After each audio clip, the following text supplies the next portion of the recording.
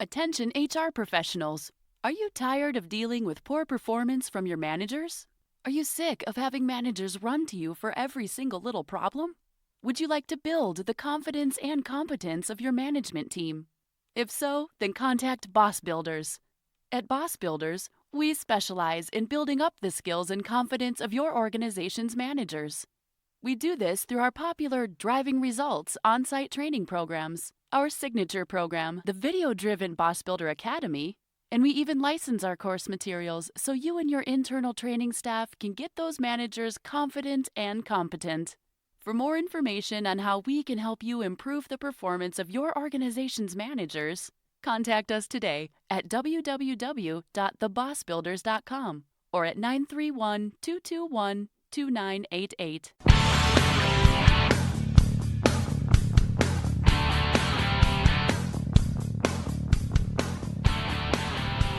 Well, hello and welcome to this episode of the Boss Builder Podcast, the podcast for those of you who are new to supervision, those of you in the role and struggling, and even those of you who are thinking about one day making the important transition to management. Part of your struggles, if you do struggle, are physical, but I'll bet there's a lot more that are mental. Our guest today is Nate the Trained Landwehr. Nate was on our podcast maybe about 8 or 9 months ago, and at the time he was preparing for one of his fights. Well, that is the case again today. We're going to have Nate on the show to talk about the mental game of fighting. And even though you are not a fighter, if you're the boss, you probably have obstacles in your way and probably could use some strategies to get around those. Nate's going to talk to us a lot about fighting. He's going to talk about his training routine, but he's also going to share some of his secrets to the mental game of fighting. Secrets that you can take and turn into actionable strategies that'll help you be more successful as the boss. So, with no further delay, let's meet our special guest, Nate the Trained Landwehr.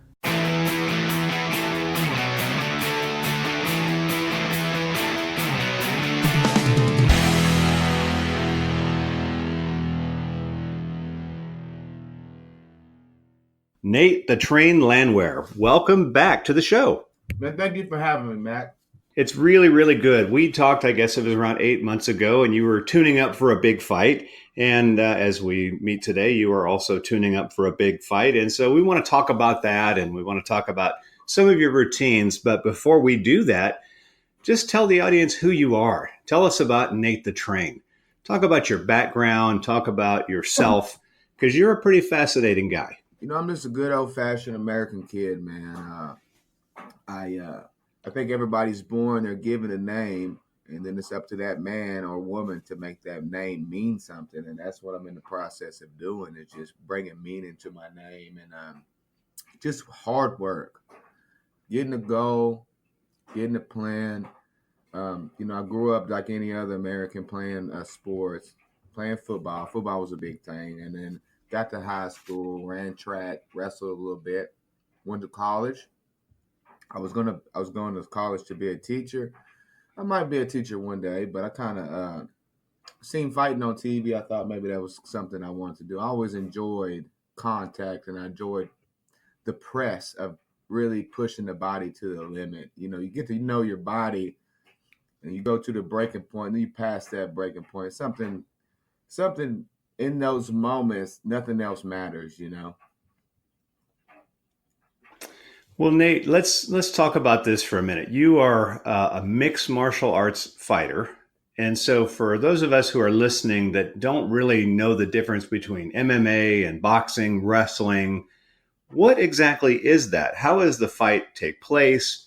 What are the rules? And then tell us about your record. After all, you are the global M1 global featherweight champ. All right, so boxing and wrestling ties directly into MMA, right? It's like a square and a rectangle, right? Square is a rectangle, rectangle is not a square. So boxing, you got two hands, you can throw hands, right? And you don't want to get hit. All you do is punch. Wrestling, you're trying to take people down and put them on their back for the pin, and that translates very well. But in MMA, it consists of everything. So you kick, you punch, you elbow, you knee. Boxing goes 3-minute rounds. MMA goes 5-minute rounds. So it's a little bit more demanding, but we have less rounds. So a championship boxing fight would be like a 12 round, 3 minutes, which would be about 30 minutes of fighting. A championship MMA fight would be 5 5-minute rounds, which is 25 minutes. But you get more rest in boxing than you do in MMA. But anybody that competes in a combat sport like wrestling, it's you pressing hard, so it all comes together. And a good fight's a good fight. Yeah, well, your fights are good fights, and the only bad thing about them is they're typically quick because you put people away. So, I guess it was maybe a year or two ago, you signed on with M1 Global. So, tell us about your career there, including when you won the title, which was, by the way, an awesome fight. Yeah, it's such a blessing to have. I would say that M1 Global would be a top 5 promotion. You got the UFC, and then you got one over there in Japan. They're pretty much the two big timers, and then it's like a toss up. So I'm not going to say we're 3 or 4. I'll slide us in at 5 just in case somebody wants to argue with it. And being with a top 5 promotion on the planet, they give you it's a platform. You get what I'm saying? And like 2 years ago, nobody from M1 knew who I was. I got a shot. I got my foot in the door, and I truly believe that nobody from N1 would ever forget me again because the way I do things. I'm a real professional. I put the T's, cross them. I put the dots on the I's. You want to walk out, you get a good walkout. You want a good fight, you get a good fight. You want the backflip, you get the backflip. You want a press conference, I give you the press conference. You want entertainment, I give you entertainment. It's all wrapped up into one. It's a fighting, but at the same time, it's an entertainment business because people are spending money to come see this. They don't want to see something boring. They want to see something that translates to what they can kind of imagine, what they can feel like. This wise man told me that people won't remember your record. They might not remember this, but they will remember the feeling, right? Everybody can relate to a feeling. And it transcends from culture, language. Might not even be from America, not speak a language, not believe in the same gods, but you could really relate to a, a heart, right? Trying, will, effort. These are things, courage, honor. These are things that every culture has in common. Yeah, it's really funny because most of your fights take place over in Russia, and the times I've watched you, I'll watch the prelims, and the fighters they're pretty stoic. There's not a lot of fanfare, but then when it's time for Nate to train, you're kind of bringing in the very best from WWE. You're spitting Yeah, water in yeah. the spray, and you got the yellow shades going on, and you're throwing T-shirts in the crowd. I don't know. What was it like, Nate, the first time you fought and you brought the real Nate the Train to this kind of laid back culture in Russia? Man, it's just for me. I take a great sense of pride that there might be a kid in that audience, right? And if one kid goes home and says, you know what, I'm destined for more than just working. There's nothing wrong with working a 9 to 5 job, right? But so if he goes home and says, I'm destined to, I have a dream. I just, you know what I mean? And Hmm. I can help facilitate that flame that it gets ignited. They see something they might not ever forget. And I take pleasure in maybe there's a kid in that audience that sees that fight and they never forget the night that they see me. And when they grow up and have their own kids, they tell them about that night. And it's kind of like immortality almost. You live on.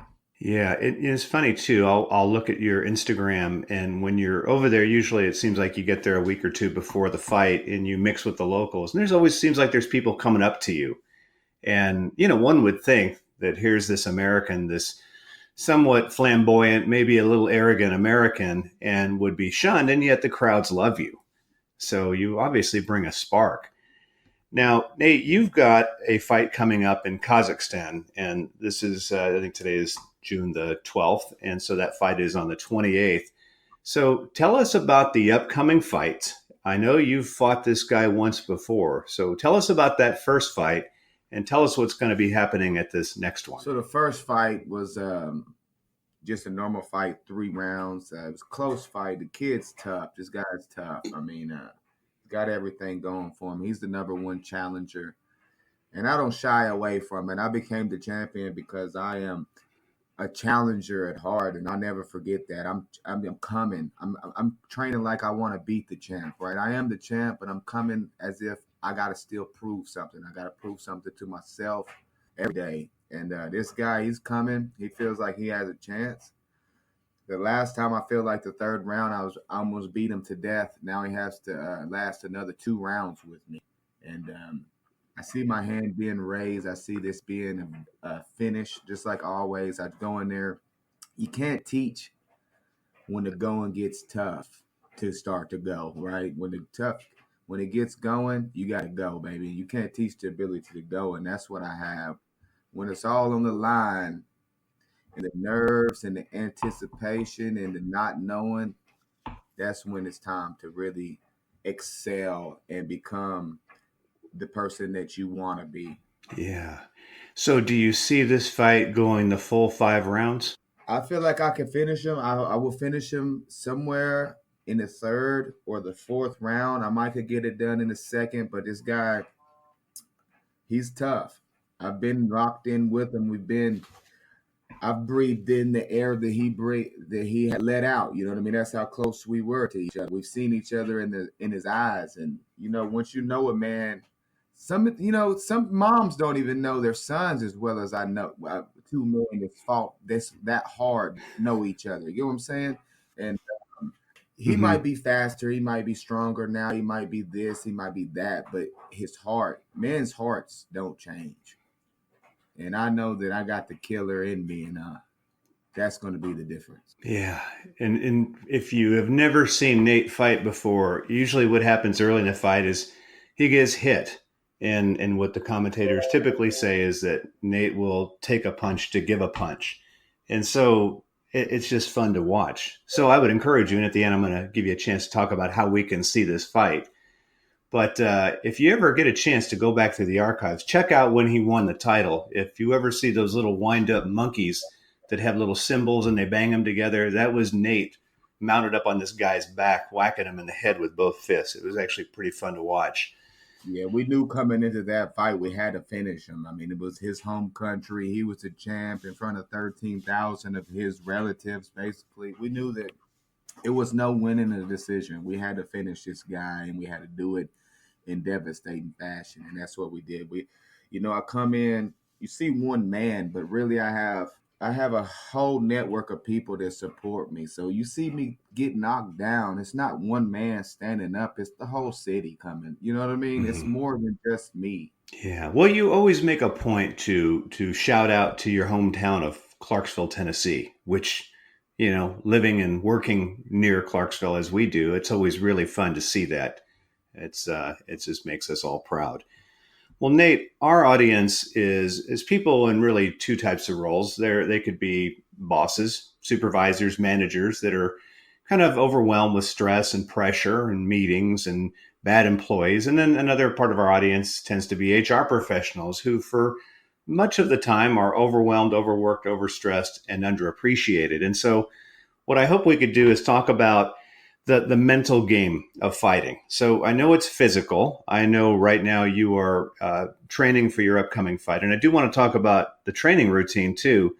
But talk to us about the mental game. The audience does not face a fighter. The audience Yeah. faces maybe an annoying employee or a really bad boss. So do those mental tactics work for that as well? I think in that aspect, we're all the same. I mean, we're just humans, right? We get nervous, we anticipate.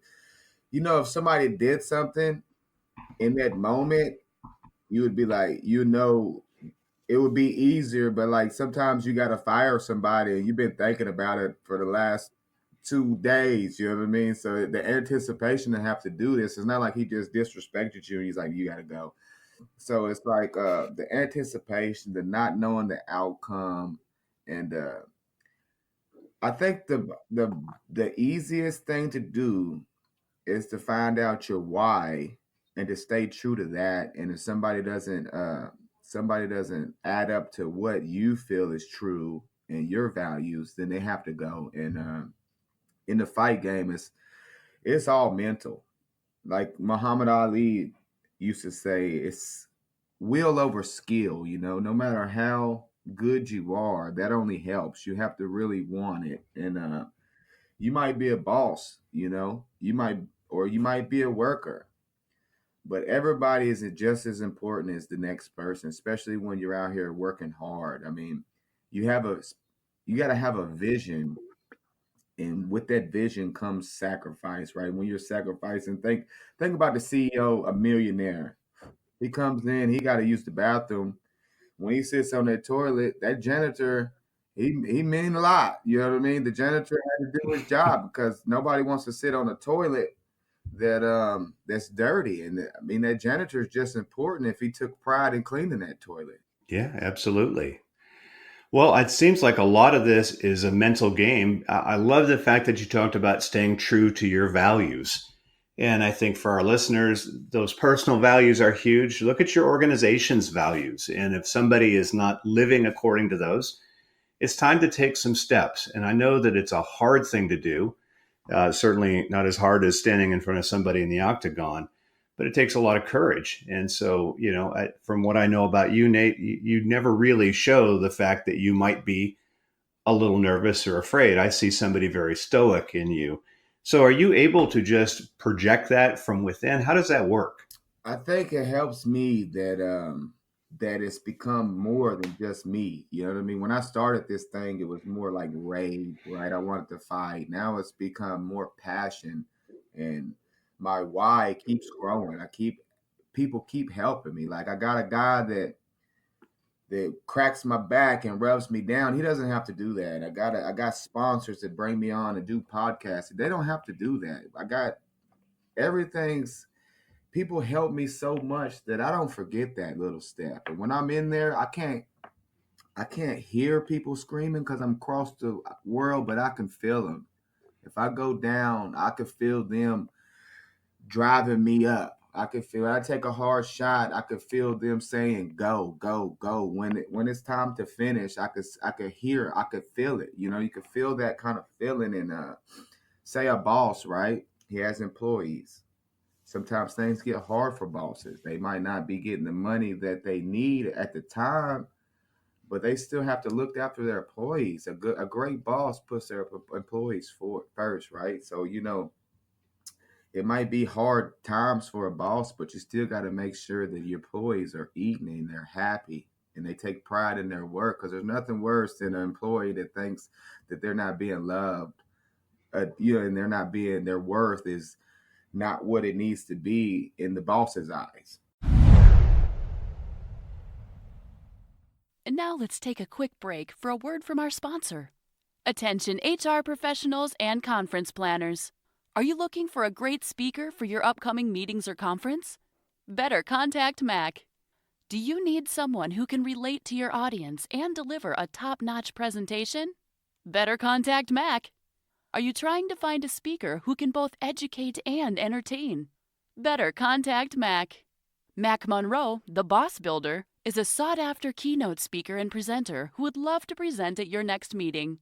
His most popular topics are how to be a great boss for audiences of managers and executives, how to gain a seat at the table for HR professionals, and how to avoid ending up for all employees. Mac is a phenomenal storyteller, and his talks are lively, entertaining, and loaded with actionable strategies that will enable your attendees to make immediate positive changes. To get more information and book Mac to speak at your next conference or meeting, go online to bettercontactmac.com or call us at 931-221-2988. And now, back to the show. Well, you have got a support team around you, Nate, and you're very correct. Whenever we watch any of your fights, usually it's daytime over here in the morning because of the time difference. But yeah, we're on the front porch watching on the phone and yelling and screaming for you. I can feel that, man. I feel it all. It really helps knowing that. And another thing is, you got to want it so bad that it means more than anything in the world. But at the same time, you got to know that It's good. It's okay. If you fail, it's okay, man. You're still gonna Mhm. wake up. You got life. Life is so precious, and just every day you wake up, just be blessed. I mean, we're going through right now. We're fighting small cell lung cancer with my mother in law, my wife's mom, and it's just humbling knowing that fighting has come from within. Yeah, you know what I mean. I might Mhm. punch, kick, but it's more of a spirit. Everybody has to fight for something. It might just be to breathe better. Somebody might be fighting right now to walk. Somebody told them they'll never walk again, but they in their mind they're gonna walk again, and they make that happen. And it's just more of a spirit. Well, I see that too in the posts about your mother-in-law, and it looks like there's a support team around her. And so, if you're listening, take that seriously. Develop your support team. Nate has got fans. Nate has got sponsors. Nate has friends, and you need that as well. So do not go into this alone. He's alone in the octagon with the other person, but he didn't For get there sure. by himself, and he's got a team. So Nate, you are getting ready to fight. So tell us, because you're a full time fighter, right? You don't work another job. Occasionally, you'll teach a class at title boxing. Which, by the way, if you ever take one of Nate's classes when he's getting ready to fight, and the owner of the gym's not there, be prepared to be tortured because it is pure torture. I think he just takes it out on us. So Nate, being that you are a professional fighter, you do this for a living. Tell us about your average day as you're training for a fight. Do you just lay in front of the TV all day and then go out and run for a little bit and then you're done? What is involved in it? All right, so I have two main training sessions. I have an AM training session. I got a PM training session, and these training sessions can be anywhere from an hour to 3 hours, right? So the main thing with these training sessions is to try to come in and give it 100%, right? That's why I can. That's why I don't do a lot of stuff in between. Because think about it, if you get weighted down, if I get weighted down to where I come into my training, and it's 80%, 90%, I have to. You know what I mean? You got to be able to train 100%. You got to give 100%. And in between, I do recovery, and it's fighting. You know, we're getting ready to fight. So my teammates, they give me hell, right? They torture me. We torture each other, but it's all love. It's brotherly love. Like our job is to break 1,000 times. So when it counts, you can be never broken. You know what I mean? It's like Yeah. you just got to do it, do it, do it. Keep pressing, keep pressing. It's hard work, hard work. The hardest work you can do. It's not. We're not in there working out. I like to joke with people. My new little thing joke is that I tell people, you've been in here working out for an hour and your drawers ain't even damp. You know. That's good. Well, so Nate, what do you do? Like, so tell us about a typical AM session. So usually my AM session is either strength and conditioning, or I do like a wrestling. So my strength and condition is you just like you think. You working on strength. You working on being able to push. So I have different processes. The further I'm out from the fight, I want to get strong. I want to be fast, work on all that. The closer I get to the fight, it's all about punches, kicks, right? The actual fighting. So I do the same thing as any other person would do. I just do it harder and I do it more and I do it twice a day. Think about the hardest workout you've ever had. I do that twice a day. No, that'd be And rough. Yeah. Thinking about two sessions with yeah, you in one day. Yeah, they might have to scrape me up off the ceiling. Yeah. it's like if somebody said, "Man, I ran a mile today." You'd be like, "Okay, you ran a mile." It's not about the what, it's about the how. If he told you I ran a mile in 4 minutes, like, wait a minute, you know what I mean? And it's Mhm. not even that you have to be able to run a mile in 4 minutes. If you're a 10-minute mile person, go for that 9 minutes and 59 seconds next time. You know, push your body.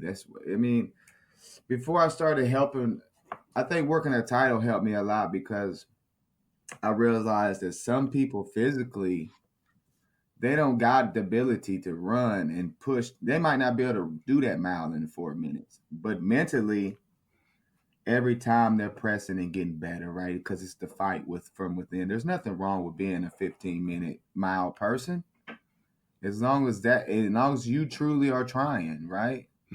Yeah. Yeah. Well, you will push it hard twice a day. So, Nate, what do you do for recovery? I see sometimes you go visit, is it cryogenics or cryo something or other? We got a local cryo tank with Revive. They're changing their name to Optimize Yourself. I mean, Optimize You or Mm-hmm. something like that. The Revive, but so we got that. The cryo tank really helps. Diet. I got my guy, Dr. Scott Dunaway. He's a chiropractor, and he really works on the small tissue, massages, swimming pool. This it's just that's part of my network of support, man, and just knowing that yeah, you're tired, but it's time to get up. Just like when you're tired from working 12 hours a day and you come home and you know tomorrow, guess what? You're gonna do it again. You There you have to go. Yeah. have things. It's sometimes things are mandatory, right? And everything. Like people don't get it. These miles and the sit-ups and the thousands of this and the punches, for me, that's mandatory. Everything, that's all mandatory. Hmm. Say you're working extra when you're just doing the mandatory, it's not working extra. It's just it's the bare minimum for what you have to do. People think I'm out here working, but really that's mandatory. Well, part of your workout, and we're coming back to the topic, is the mental game. So, do you replay in your mind what you know will happen in the fight? For example, do you walk yourself into the octagon? Do you see yourself as you knock this guy out in probably the third round? Do you see yourself in the interview where the interpreter is interpreting back and forth and the crowd is screaming? Do Yes. you go to that level? Yes. I used to have a coach that told me if you can visualize in color, it will happen. You have to focus, right? So I focus on it all. I concentrate so much on the walkout that I forget I'm about to battle, right? And then when I get into the battle, it's time. It's already time to battle. You ain't got time to be nervous, right? And Hmm. then so when I'm thinking about the fight and all the scenarios that happen, I always envision myself, of course, finishing very viciously. But then and on top of that, not only the finish, but I visualize the post-fight interview, right? What I'm going to say, right? I'm not worried about what I'm going to do. I'm worried about what I'm going to say because I'm winning, right? I Hmm. don't think about anything else. I think about the after, right? The everything. My wife coming into and giving me the hug and the kiss, the belt around my waist, flipping it around my shoulder, giving and making up a song, right? Anything you focus on so many different things that way it doesn't drag you down. Yeah, I love it. I'm thinking that would be something really useful for our audience that maybe is stressed out over a presentation they got to give up in front of a bunch of executives, and yeah, I guess the mental game would work as well, wouldn't it? Visualize yourself getting up, visualize their affirming looks, visualize them getting up afterwards and telling you what a great presentation. And like you mentioned, visualize it in color, right? In color and more than visualize it, right? Practice. If you got a speech you have to do a presentation, do that presentation. Do it on camera. Rewatch yourself do it, right? Make it to where you see yourself. A lot of people don't know what they look like, so watch yourself, listen to yourself, figure out what you can do better, right? Figure out and never talk about something that you don't know about, right? That's the hardest thing. You can't just get up there and make stuff up. If you're going to do something on something, make sure that you really did your research and you know what you're doing and the topic that you're talking about. Yeah, I guess in any game, when you are in the spotlight, as you are in the octagon, any mistake's going to be magnified. And I guess the same thing applies at work, doesn't it? Yes. Well, let's think about our audience now. So they are not professional fighters. They work, they commute. So what tips would you have for one of my audience that says, "Yeah, I really wish I could be like Nate and just train 2 big sessions a day and then recover in the cryo tank." They can't. So in terms of exercise, maybe even nutrition, What are some things you could recommend to the couch potatoes like myself? I would say I've been doing this new technique called box breathing, right? So it's all about a time. So you breathe in slow. Say you breathe in 5 seconds. At the top, you're gonna hold that breath 5 seconds. You breathe out 5 seconds. At the bottom, you hold that breath 5 seconds, and then maybe you're gonna get up to 6 seconds. Now you breathe in nice and slow. You keep that controlled at the top, and this is gonna help. This is gonna help your spleen. Your spleen carries about a pint of extra blood, so this is gonna help your spleen release extra blood, which is gonna be better blood flow, better oxygen, better nutrition. Everything's working better, and it's gonna be very helpful for your mental game. Very helpful for concentration, kind of like meditation almost. It's just called box breathing. You breathe in very slow and steady, and you're just gonna get hard. Trust me, because you're gonna feel sometimes. You take a nice deep breath, get back to it, and things like that, simple things, and just the main thing is all about knowing your why, man. Like when you're on that, when you're driving home, right? Mm, Listen to something that's motivating, right? And you're driving to work, but mm, listen. Don't just listen to garbage. Like you're not gonna eat garbage. You wouldn't go out there right. in the trash can and just pick through garbage if you didn't have to. So why put that into your brain, right? Listen to something that's motivating, something that maybe a speech, maybe a song that really touches your heart, and think about, man, now you know what? I really want to do this because maybe your mission is to save up enough money to pay for college for your kid. Maybe your mission is to, who knows what your mission is, but if you're on a mission, everything you're doing is preparing for that mission to happen.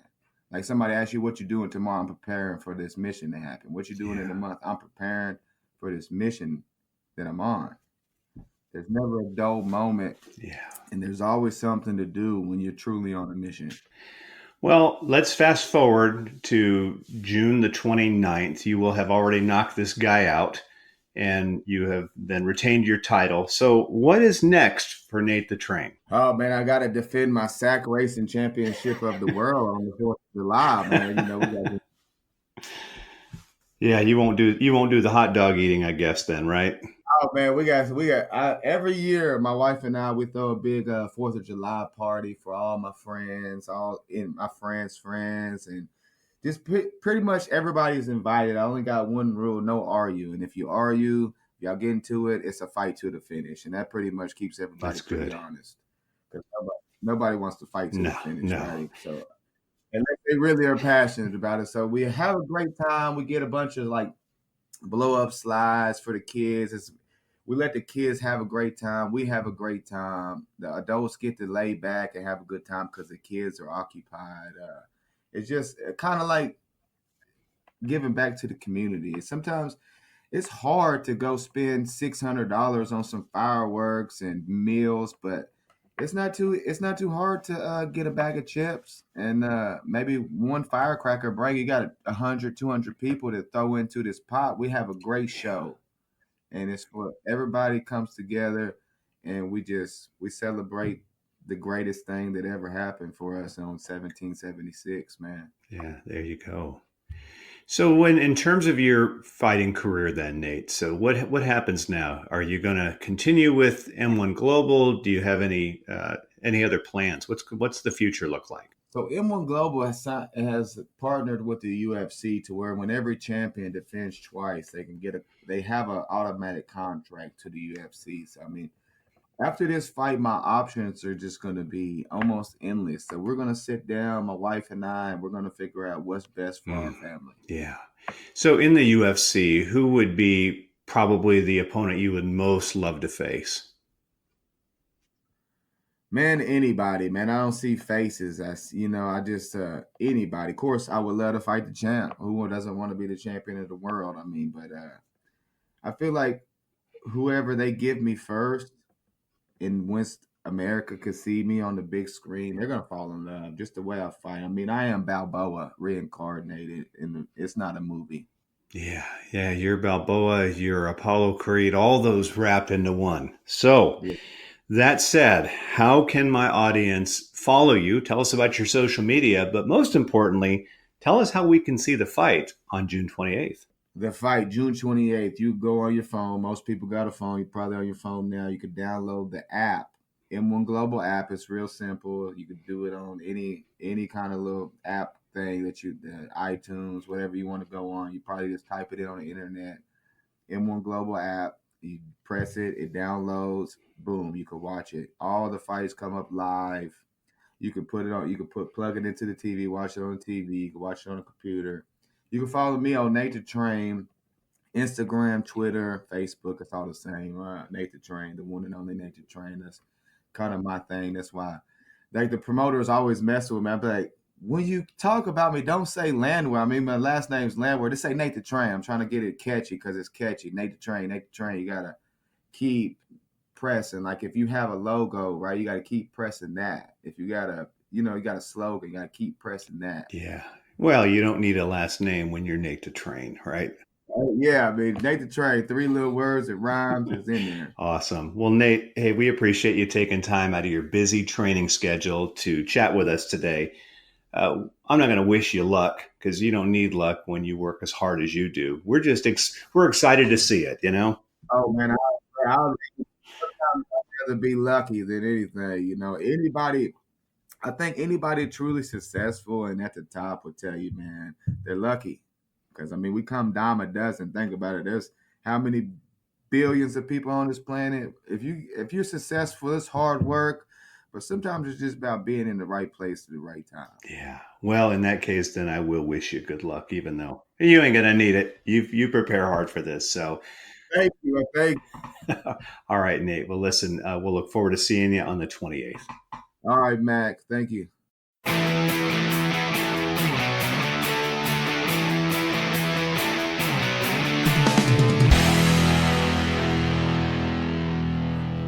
Well, thanks for taking the time to listen to another episode of the Boss Builder Podcast. If you're listening to these as you are commuting to and from work, I would highly recommend you listen again when you get home just so you can take some notes. We do our best to get you great information, and sometimes if you're like me, you got to write the stuff down.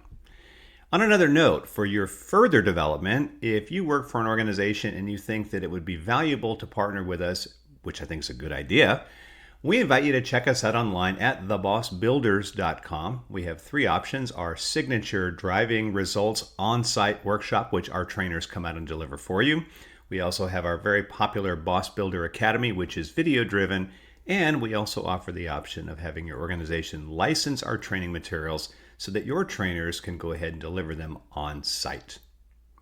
If you're listening to our podcast on iTunes or on Stitcher, the other thing we'd appreciate is if you could just take a moment and leave us a brief, positive, of course, review. That would really help us out a great deal. And refer this podcast to anybody you know that you think could benefit from it. Until the next time we meet, get out there, boss up, boss on, and more importantly, make a commitment to being the boss at being a great boss. Goodbye.